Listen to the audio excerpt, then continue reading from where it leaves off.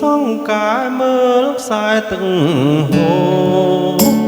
រកាំងវត្តពោលាយនឹងជំនោធ្ងួចឈោផ្ដាំទឹកជំនួនរីយំត្រហឹងលាស្ទឹងកវីនិពន្ធសូរិយាទទុនពួនក្រោយផ្ទះស្រីដើមដូងទី10លុបក្របមាត់ស្ទឹងមកឈោស្ងៀមធ្ងន់ឈរចាំប្រលឹងស្ងាត់ឈឹងលុងលងរាត្រីអូនភ្លេច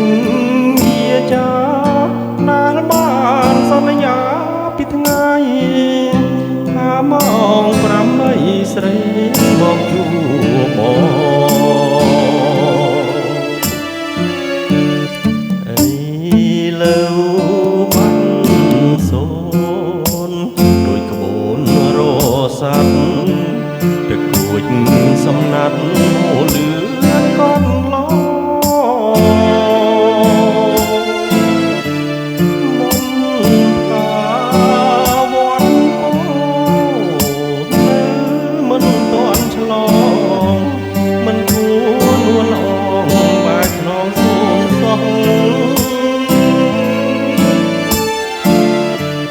លេងការក្រឹមក្រឹមពីទួលតាអាចហើយពីខ្នងខែករីពុះវែកបាត់ភ្នែករៀបការនឹងប្រងបងធមាត់ស្ទឹងប្រឹងយំរងំក្នុងពោះលាស្រីស្រពុំឈ្មោះជាខ្លា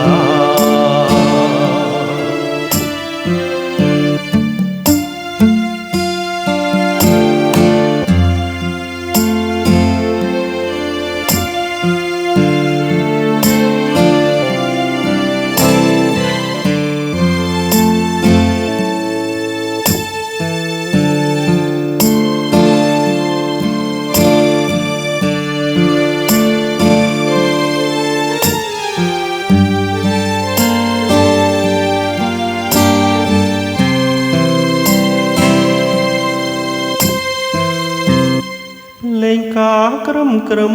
ពីទួលតាអាចឡាយពីខ្នងខែកនារីពុះវែកបាត់ភ្នែករៀបការ